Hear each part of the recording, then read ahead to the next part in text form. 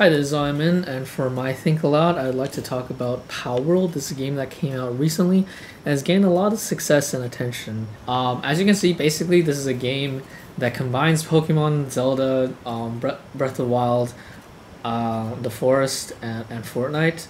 This game basically took the success formula from all those games and combined it together in here.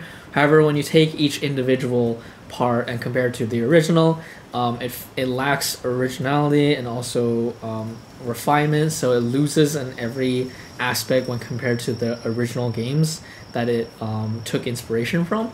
So this game itself lacks originality, and a lot of the design aspects and the gameplay aspects are all inferior compared to the original games.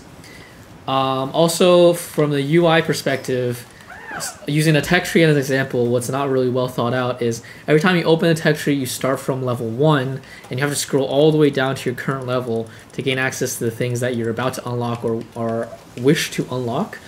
And this is a very bad design. They should have just, when you open the tech tree, start from your current level instead, because every time you open the tech tree, you have to scroll all the way down to your current level. And if you think about it logically, they would have unlocked everything from the previous level anyway, so it would make more sense to start from level 32 compared to starting from level 1, and if they want to look back, they can scroll up, and that would be less often compared to scrolling down. So the final thing about this game that I would like to criticize in my Think Aloud is the open world aspect of it. So we know that open world games are all very popular, and many players tend to like how the freedom inside open world games and the exploration aspect of it. However, in this game, the level distribution in this open world is very bizarre. So you will have enemies that are very strong early on the level, but weaker enemies that stretch really far inside of this map. So the entire level distribution in this open world doesn't give you a good sense of directions, and there's no story in this game yet. They might implement one later since this is early access.